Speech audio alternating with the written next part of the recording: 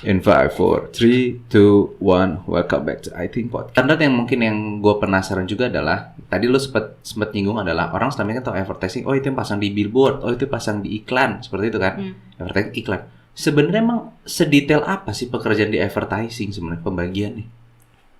Pembagiannya, pokoknya tuh kita ada, gue tuh di tim kreatif.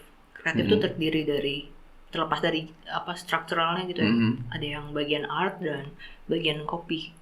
Nah, terus ada juga account team itu yang bagian nge-handle klien. Jadi mereka tuh as a bridge-nya kita, jembatan antar bukan maunya kita ya, maksudnya maunya klien gimana, briefnya dari klien dan sampai turun ke kreatif tuh gimana. Tapi sebelum itu juga ada namanya strategis. Mereka tuh yang lebih ke mind mappingnya segala macam, dari yang terima brief tuh sama account ke klien, terima brief kita klien mau ini ABC segala macam. Oke. Misalkan let's say contoh gini, kalau misalkan itu flow seperti itu, let's say anggap aja gue as a client ya, gue klien, terus habis itu gue misalkan punya barang handphone misalkan, gue datang ke lo, sebenarnya flow-nya seperti apa sebenarnya? Sampai akhirnya jadi iklan tuh muncul, akhirnya kalau bilang, oh di billboard nih. Datang ke account, klien manggil nih, account datang dong sama plannernya. Kita namanya planner, kasih strategisnya, datang, terima brief dari klien segala macam, mereka ngegodok nih briefnya itu buat ngetargeting mau ngomongnya apa. Let's say misalkan ada handphone tuh banyak banget kan, pasti maunya punya what to say sendiri dong tiap brand. Nah itu mereka nyari tuh nge-inject yang mana sih yang belum publish ada, atau yang belum publish gitu, yang orang tuh kayak nih baru nih apa segala macamnya gitu. Nah itu iya betul.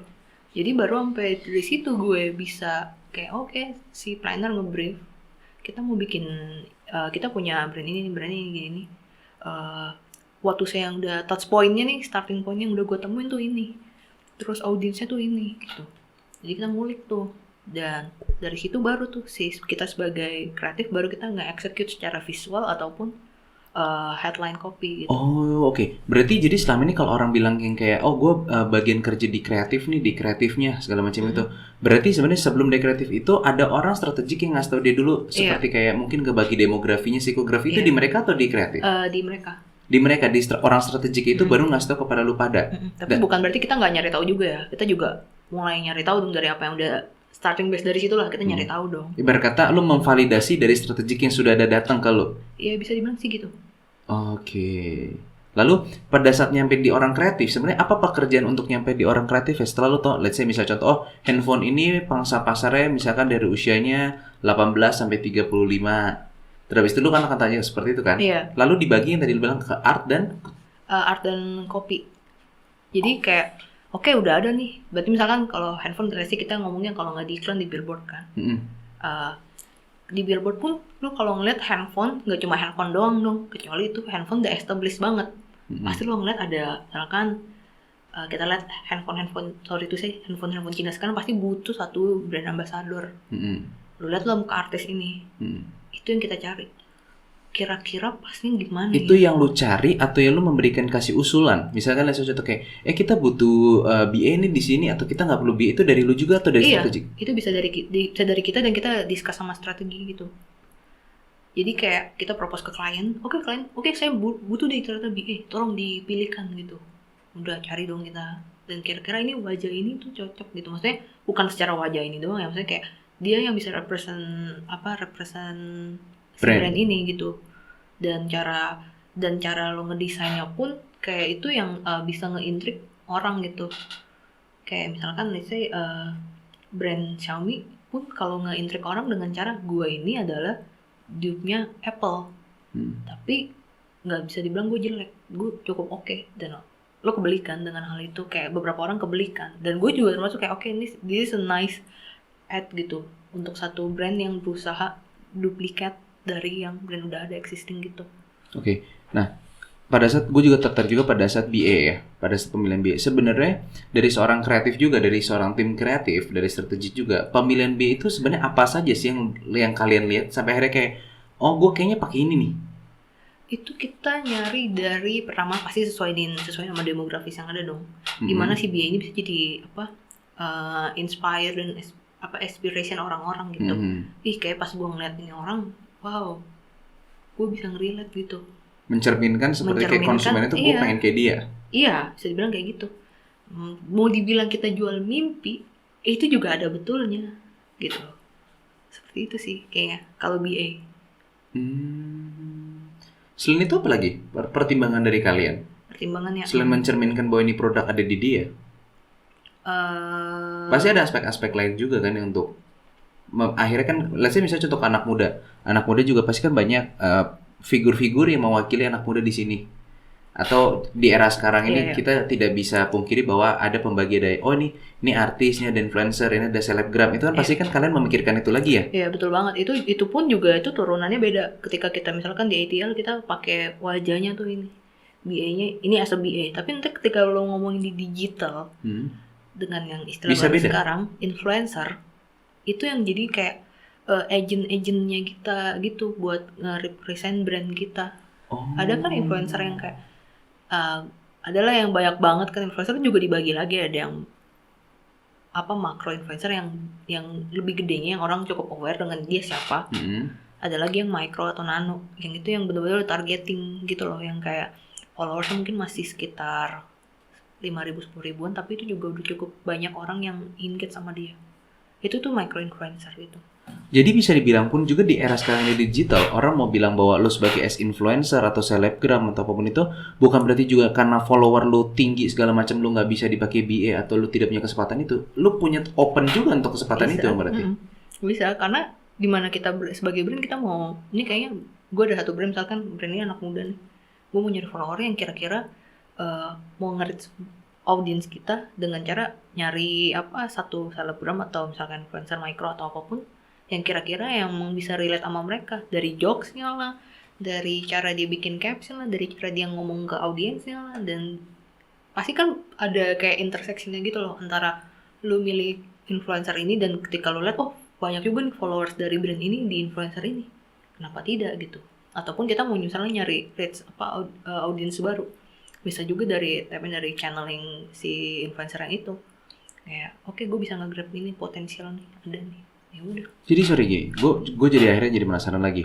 Let's say misalkan kita punya satu produk lah ya, berarti tidak menjamin pada saat kalau lu menggunakan influencer atau selebgram atau artis yang followernya tinggi, brand lu juga langsung ini langsung booming engage. Enggak, itu tidak menjamin berarti? Tidak menjamin, karena yang followers yang banyak tinggi, itu bagus di tahap awareness, kayak orang cukup aware gitu dengan brand ini. Oh iya ada di sini di endorse nih, berarti kata gitu kan. Tapi untuk orang yang benar-benar misalkan kalau lihat Instagram sekarang tuh algoritmanya udah segitu luar biasanya, kayak bisa ngebaca apa yang lo search kan. Iya.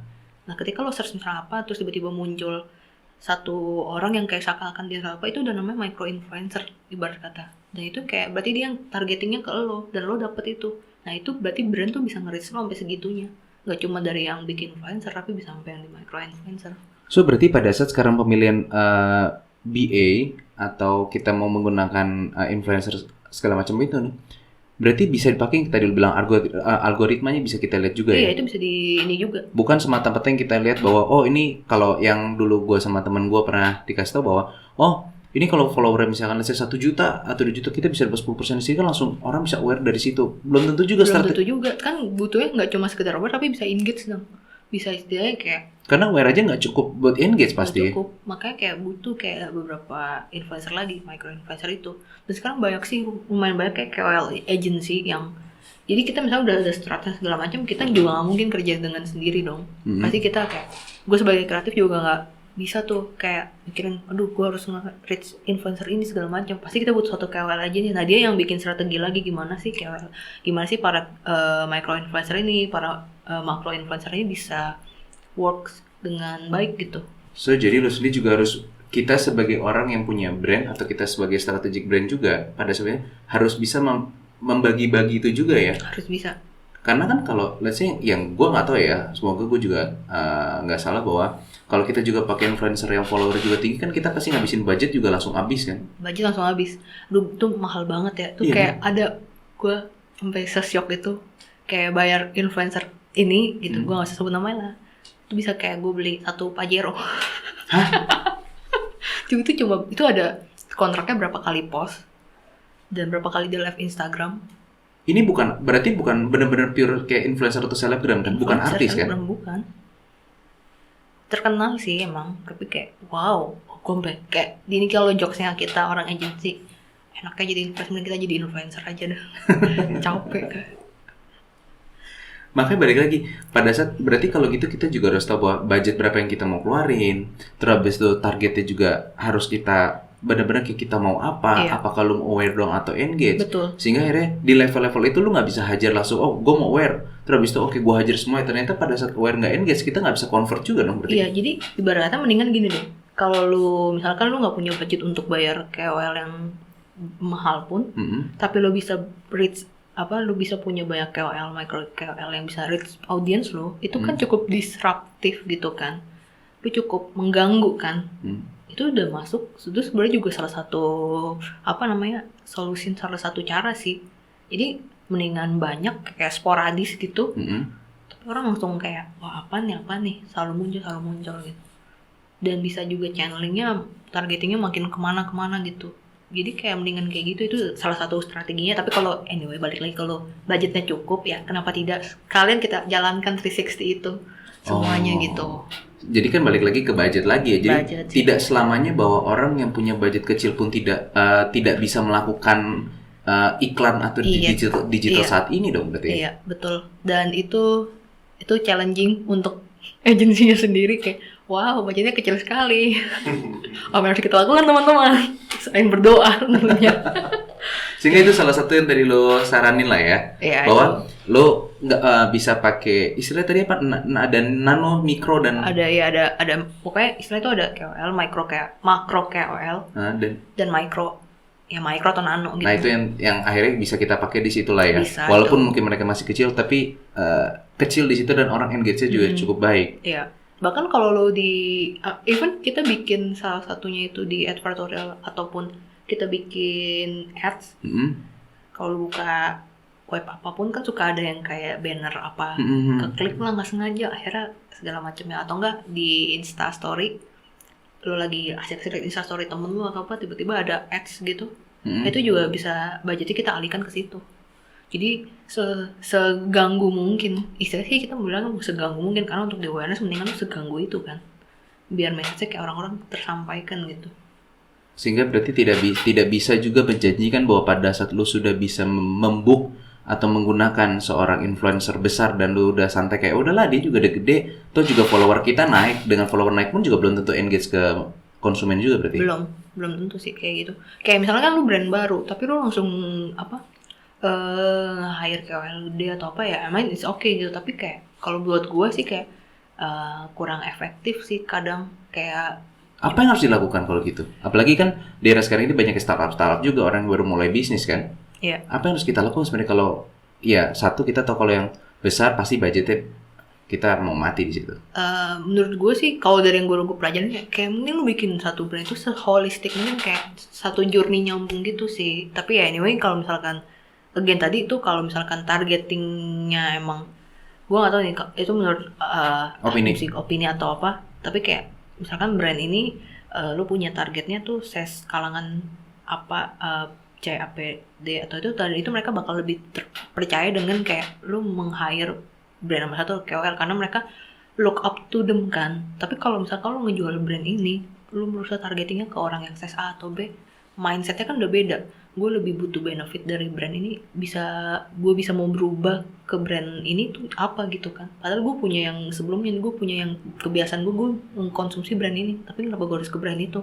Jadi pola pikir itu juga ngaruh sih menurut gue. Kayak nggak bisa gue tembak aja semua gue pakai KOL, gue pakai apa. Bahkan kayak beda-beda gitu tiap treatmentnya. Oke. Ya sih pelajaran baru. Jadi lo harus membuat journey-nya dulu ya, jalan ceritanya dulu. Apalagi kalau misalkan lo di hire atau lo menjadi strategik di dalamnya, lo harus tahu dulu bahwa ini brand ini pernah ngapain aja, dia pernah lakukan advertising seperti apa, sehingga lo bisa ngerajut pelan-pelan dari situ. Betul. Kayak ini deh, pasti cukup kenal dengan jokes ini kan, apa? Bear Brand. Yang ini susu beruang iklannya ada naga. Ya kan? Oh, iya. Itu juga salah satu yang bikin orang inget gitu. Jadi itu kayak gitu-gitu tuh jadi researchnya juga. Karena yang tadi lu bilang tadi dia punya journey yang akhirnya walaupun kecil partai tapi dijahit ketemu besar, dan itu jadi strategi pertama. Oh, kita harus kayak gini nih. Iya, bahkan yang menarik lagi misalkan yang gue pelajarin juga kayak biasanya kalau orang minum bourbon tuh untuk kalau misalkan kayak kalau gue misalkan basian gitu, kayak duh gue pusing gue minum bourbon gitu atau apa, biar gue nggak kalau lembur atau nggak capek atau gimana, gue minum bourbon gitu. Terus dan sekarang campaign bourbon kan sekarang bisa banget, jadi kayak apapun yang lo lakuin ya bourbon bisa banget gitu. Jadi itu semua ada journey-nya gitu. Sehingga akhirnya pun strategik iklannya juga, bukan strategik iklan, adalah penyampaian yang akan ditaruh kepada konsumen itu bisa mengikuti tren saat ini karena lu nyambungin itu terus ya. Iya, kayak gitu-gitu pasti semuanya harus nyambung gitu. Gimana sih kita berusaha pasti bikinnya seamless dong, nggak yang apa tiba-tiba keputus udah ada campaign baru atau apa, tapi kita berusaha seamless sampai orang cukup aware dengan apa si brand kita ini dan campaign yang apa sih yang mau kita sampaikan gitu. Berarti kalau kayak gitu pada saat kita bikin iklan juga, lu juga sebagai seorang yang di strategik iklan tadi ya, lo di agency tadi, lu sudah tahu bahwa oh ini gua akan ngangkat sekitar 3 tahun nih. Oh, itu iya. Atau 2 tahun. Iya, ini aja gitu. Jadi nggak bisa lu pikir sekarang aja kan? Atau gimana? Itu benar sih, itu benar.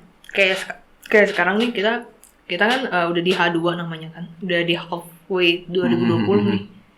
Secara nggak langsung sih mulai nanti di bulan depan atau apa udah ada buat yang 2021. Maksud gue gini, kita 2020 aja gak tahu nih gimana kita mau survive, Pak. Hidup kita di coronavirus ini. Tapi klien udah minta 2021 campaign. Jadi yang harus kayak gitu, kayak lo harus berusaha bisa bikin apa ya namanya, bukan prediksi sih, suatu prospek buat nanti journey ke depan nih.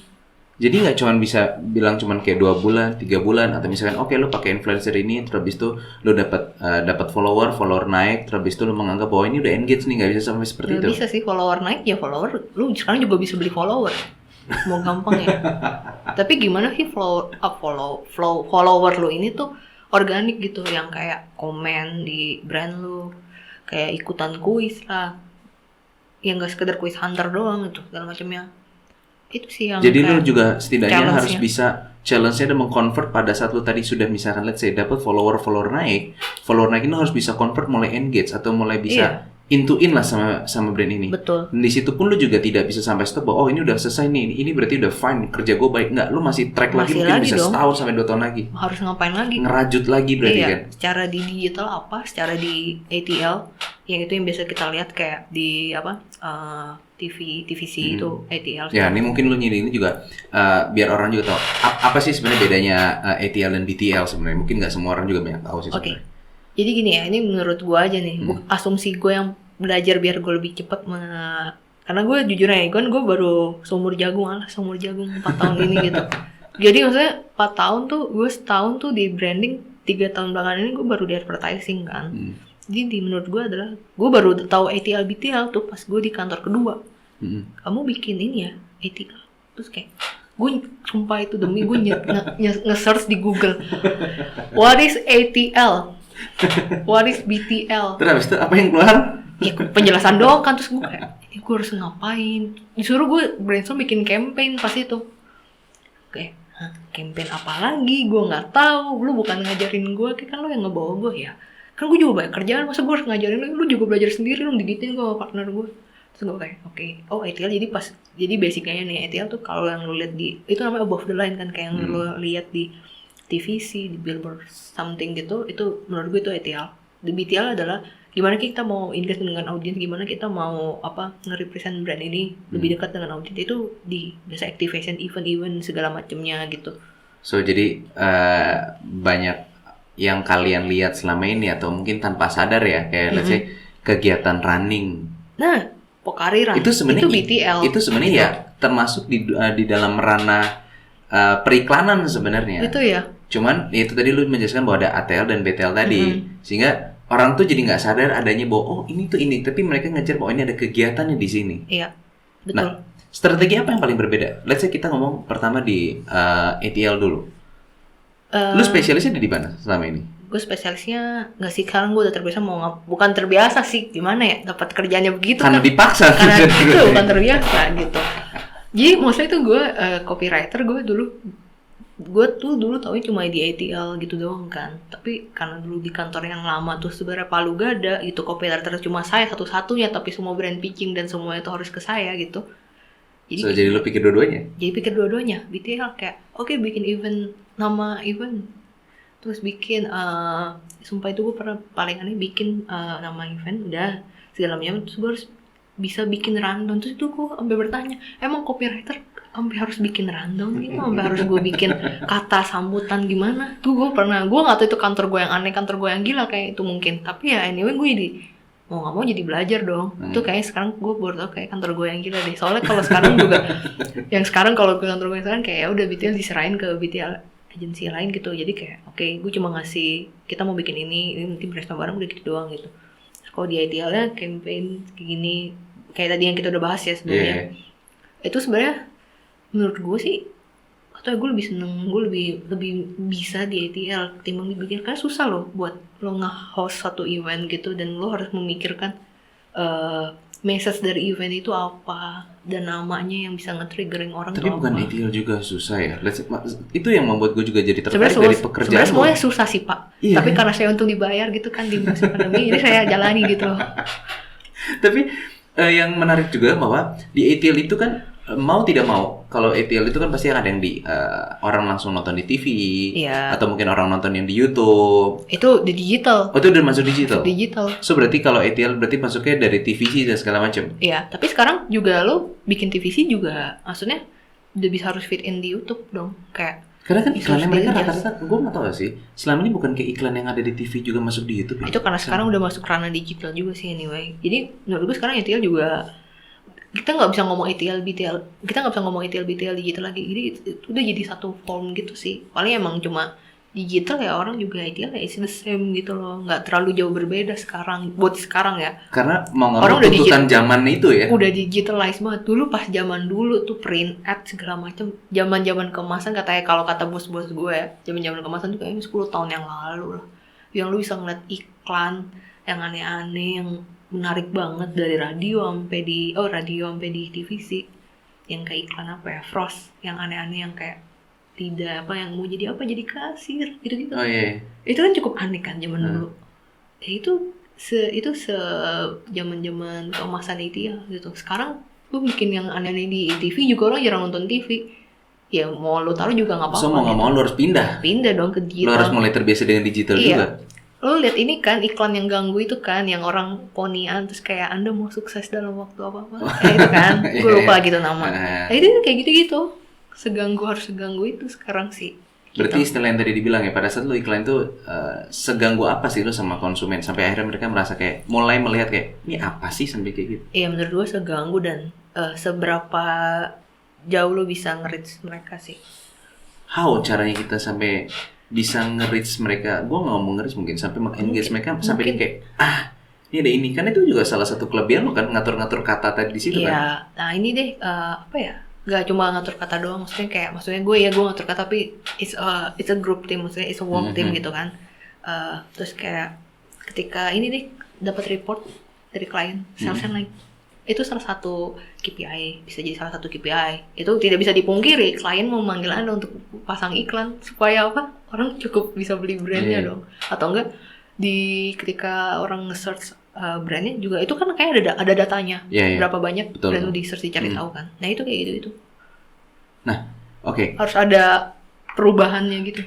Salah satu hal yang harus dimiliki kemampuan sebagai seorang copywriter adalah bagaimana menyusun kata atau mungkin menulis susunan kata yang langsung menarik dan orang langsung minimal 2-3 kali udah mulai ingat, bener nggak sih? Iya, normal. Gimana sih sebenarnya tekniknya? Aduh, itu sebenarnya sih nggak ada teknik gimana ya. Gue juga kalau misalkan lu tanya gue juga tiap hari tuh masih bergelut, ngerti nggak bergelut gitu? Maksudnya there's apa ya? Kalau menurut gue belum ada kata-kata copy yang sampai gue bikin yang pokoknya there's something new every day gitu buat gue.